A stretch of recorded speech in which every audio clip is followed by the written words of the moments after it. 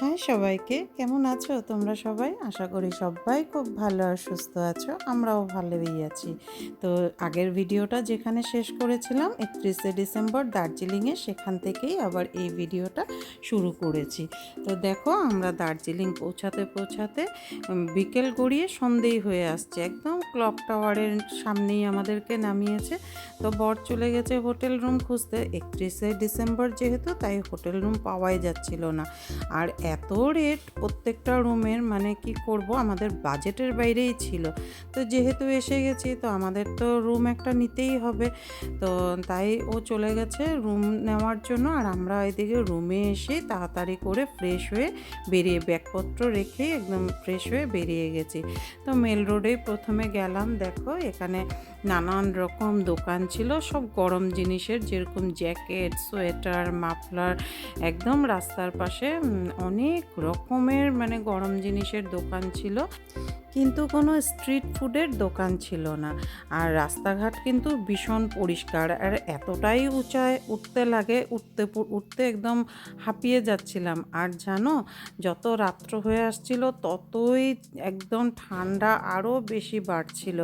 লাস্টে কততে এসে দাঁড়িয়েছে জানো, 5 ডিগ্রিতে এসে দাঁড়িয়েছে, মানে সাংঘাতিক ব্যাপার একদম।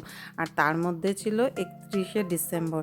ভিড় কি তোমরা দেখতেই পাচ্ছ, কি ভিড়, মানে ঠেলাঠেলি অবস্থা। আর এরকম হাঁটতে হাঁটতে আমরা দেখতেই যাচ্ছি আর কি, দোকানগুলোতে ঢুকে ঢুকে। জিনিসেরও দাম প্রচুর, কারণ ওদের তো একদম ঠিক পিক পয়েন্ট আর কি আজকের দিনটা। এত ভিড়, তার মধ্যে যা দাম বলবে সেটাই নেবে সবাই। তো এর জন্য দামটাও এত বেশি বলছিল যে কিছু নেওয়ার মতন সাধ্যই নেই। মনে হয় তার চেয়ে ওখান থেকে বয়ে কেন আনবো, ডিব্রুগড় থেকেই কিনবো, এরকমই মনে হচ্ছিল। তো যাই হোক, এইভাবেই দেখে দেখে যাচ্ছিলাম। আর তার মধ্যে একটা মুড়ি মাখার দোকান পেয়েছি, মানে স্ট্রিট ফুড নিয়ে বসেছিল, সেখান থেকে মুড়ি মাখা নিয়েছিলাম। তারপর খেতে খেতে যাচ্ছি। আর রাস্তাঘাট না খুব সুন্দর সাজিয়েছিল, কারণ 31শে ডিসেম্বর ছিল তো তাই। আর খুব সুন্দর করে সাজিয়েছে সেখানে। আর একদম দেখো পরিষ্কার পুরো রাস্তাঘাটগুলো। আর আজকে না হোপে দাঁড়িয়ে যে ফটো তুলবো ওরকম জায়গায় পাচ্ছিলাম না, যেটা মানে সবাই ওখানে একটা দাঁড়িয়ে ফটো তোলার ক্রেজ একটা সবারই আছে। তো ও আজকে আর আমরা জায়গাই পাইনি, সব লাইন ধরে সেখানে দাঁড়িয়েছিল। তাই ভাবলাম কালকে পরের দিন সকালে এসে আর কি আমরা সেখানে দাঁড়িয়েও একটা ফটো তুলবো, কারণ এগুলাই স্মৃতি থেকে যায়। আর আজকে খাবার দাবারও প্রচুর ওখানে দাম ছিল।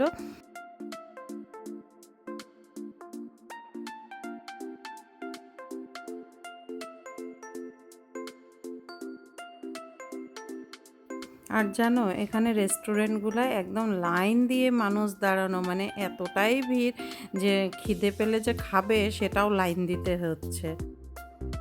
তো যাই হোক, আজকের দিনটা ভালোও লাগছে, আবার আমাদের সব কিছু বাজেটের বাইরেও হয়ে যাচ্ছে। এটাও কিন্তু একটা ভালো এক্সপিরিয়েন্স, সবসময় মনে থাকবে যে কোন দিনগুলায় এসব জায়গায় যেতে হয়।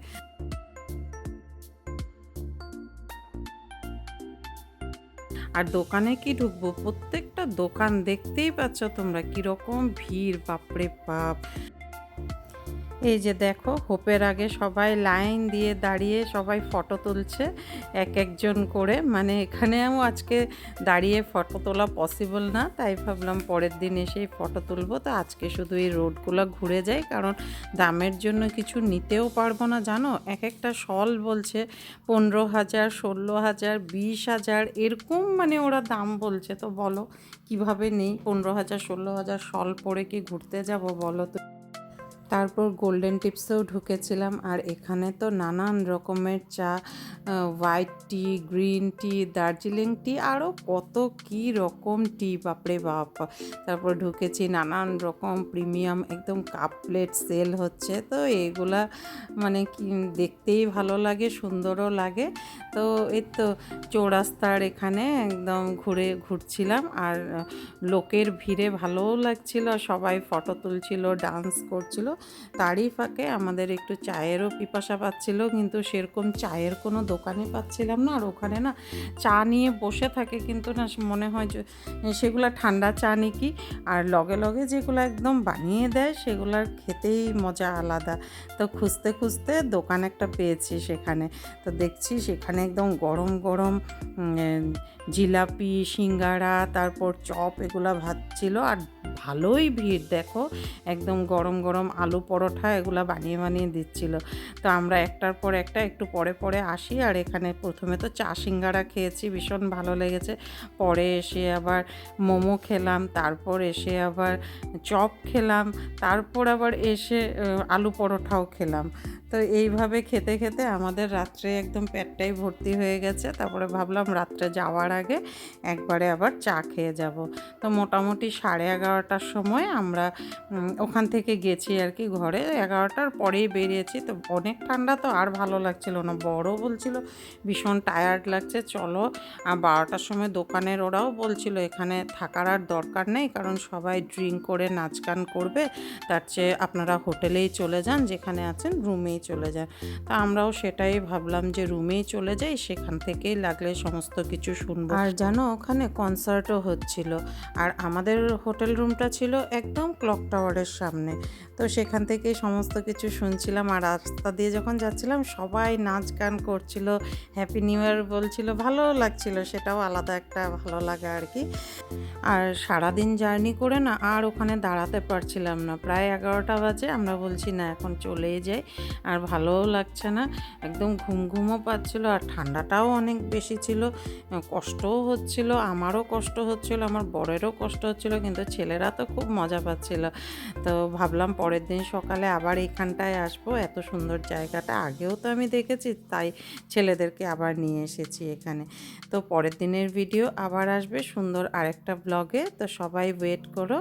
আর এই ভিডিওটা যদি তোমাদের ভালো লাগে অবশ্যই একটা লাইক করে দিও, কমেন্ট করে দিও। সবাই ভালো থেকো, সুস্থ থেকো। আজকে তাহলে আসি, দেখা হচ্ছে নতুন আরেকটা ব্লগে। তো চলো, টাটা।